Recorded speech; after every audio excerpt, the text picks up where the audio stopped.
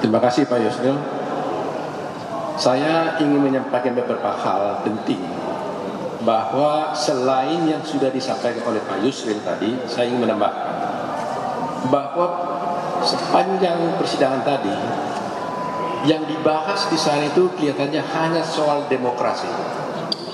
Seakan-akan perkara ini perkara tentang demokrasi, sehingga ada kesan kalau ada yang menang maka demokrasi bagus, dan kalau ada yang kalah demokrasi tidak baik. Padahal ini perkara sengketa, ya, sengketa pilpres. Nama sengketa tentunya hal itulah yang harus dibicarakan, bukan tentang demokrasi, walaupun memang kita menginginkan negara demokrasi. Kedua, dalam rangka membicarakan tentang demokrasi tadi, dari pihak pemohon 2 merujuk kepada putusan-putusan pengadilan yang ada negara-negara Kenya, Zimbabwe, dan juga Malawi. Terus terang aja saya sangat sedih, menyesalkan itu. Seakan-akan kita dituduh dengan pernyataan itu, seakan-akan negara kita itu lebih rendah daripada Malawi, Kenya, dan Zimbabwe. Yang saya rasa menurut saya justru negara Kenya, Zimbabwe yang harus mengikuti Indonesia tentang hukum, karena saya meyakini hukum di negara kita lebih baik daripada mereka. Bangsa Indonesia juga lebih baik dari mereka dalam segala hal. Sehingga kalau argumentasi hukum yang disampaikannya itu merujuk kepada undang-undang dan pengadilan yang ada negara yang menurut saya tidak lebih baik daripada Indonesia, itu keliru. Dan itu sungguh menyakitkan hati bangsa Indonesia, karena menempatkan negara Indonesia di bawah daripada negara tersebut. Itu yang kedua. Yang ketiga, yang terakhir adalah pemohon kelihatannya memang memaksakan bahwa agar perkara ini menjadi kewenangan daripada Mahkamah Konstitusi.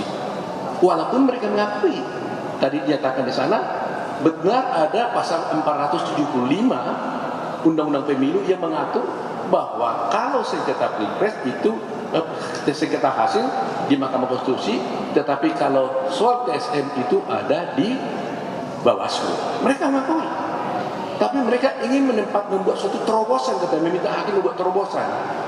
Ini keliru, karena terobosan bisa diambil kalau tidak ada aturan yang berlaku. Seperti kasus dulu TSM tahun berapa? 2014, nggak ada aturan tentang TSM, sehingga mahkamah mengambil terobosan menciptakan adanya pelanggaran TSM itu. Nah sekarang TSM sudah diatur dalam Undang-Undang Pemilu, jadi tidak ada lagi ruang bagi Mahkamah Konstitusi untuk mengambil suatu terobosan yang bertentangan dengan undang-undang yang ada, sehingga kepatuhan kita, kepatuhan Mahkamah Konstitusi haruslah tetap dijaga agar patuh kepada undang-undang berlaku dan hukum acara yang sudah diatur di dalam undang-undang tersebut. Inilah yang perlu kita jaga dan kita jaga bersama. Jangan sampai undang-undang diatur untuk hanya masyarakat setempat. Kita tegakkan hukum dan keadilan. Terima kasih. Ini mungkin Pak Arif. Iya, terima kasih. Saya tambahkan beberapa hal yang sudah disampaikan oleh Profesor Yusril dan Profesor Poko Hasibuan. Yang pertama, kami telah membaca secara cermat seluruh permohonan ini sebanyak 151 halaman. Sebagaimana tadi yang pokok-pokok pikirannya sudah disampaikan dalam persidangan ini, kami menemukan ada 4 hal penting yang sangat elementer dalam permohonan ini. Yang pertama, permohonan ini sebenarnya bercorak riset. Jadi sudah bagus dia itu satu produk riset, tapi salah forum. Tempatnya sebenarnya bukan dalam sengketa ini. Tempatnya itu nanti pada saat pembahasan di Badan Legislasi DPR RI untuk dalam rangka perbaikan hukum pemilu ke depan. Jadi nuansanya lebih kepada ius constitutum sebenarnya, bukan ius constituendum sebenarnya, bukan ius constitutum. Jadi itu tentang cita-cita hukum yang akan diatur dalam muatan materi peraturan perundang-undangan dalam rangka penyempurnaan undang-undang pemilu ke depan. Poin itu kami menganggap hal yang positif saja kalau nantinya permohonan ini mau dibawa ke sana ke DPR untuk pembahasan penyempurnaan undang-undang pemilu ke depan. Itu yang pertama.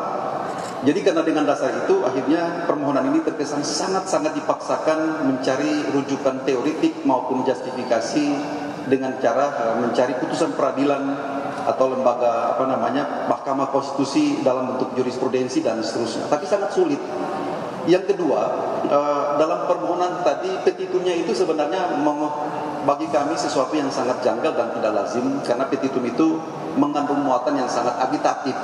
Kalau kita membaca hati-hati petitum itu dimintakan pemohon mengharapkan mendapatkan 5 orang hakim konstitusi saja untuk memutus dan menciptakan sejarah baru dalam persoalan peradaban peradilan ini. Jadi sebenarnya ada upaya pembelahan hakim konstitusi yang berjumlah 8 orang. Mereka berkepentingan untuk mendapatkan 5 orang. Dan itu sebenarnya sesuatu yang sangat tidak lazim dalam satu permohonan. Idealnya memohonkan saja persoalan dinamika yang terjadi di internal hakim konstitusi biarlah itu dibahas dalam RPH. Tetapi tidak perlu kami sebagai pemohon sebagai trigger mencoba untuk memframing agar membutuhkan cukup 5 orang hakim konstitusi untuk membuat terobosan penting dalam persoalan ketatanegaraan ini. Yang ketiga, tadi seperti disampaikan ada isu besar yang mereka kembangkan bahwa ada kekosongan hukum terkait dengan persoalan pemilu ini. Karena sepertinya tidak diatur tentang nepotisme. Karena nepotisme merupakan akar dari seluruh persoalan kecurangan. Dia menjadi posisi marifikasi daripada seluruh persoalan-persoalan yang mereka dalilkan. Bagi kami itu keliru. Karena kenapa?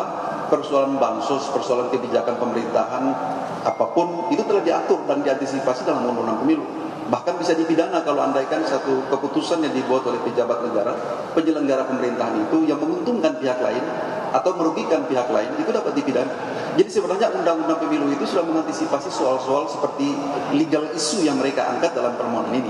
Jadi sangat mengada-ngada dan terkesan dipaksakan untuk mencari justifikasi yuridisnya. Makanya banyak teori-teori yang diimpor. Ya, banyak teori-teori yang diimpor dari beberapa negara, 3 negara setidaknya, ada Austria, ada Belarusia dan segala macam, untuk menjustifikasi agar membenarkan Mahkamah Konstitusi keluar dari pakem konstitusionalnya untuk menciptakan terobosan hukum yang seperti diinginkan oleh para pemohon ini. Mungkin itu yang dapat kami sampaikan pada kesempatan ini. Terima kasih.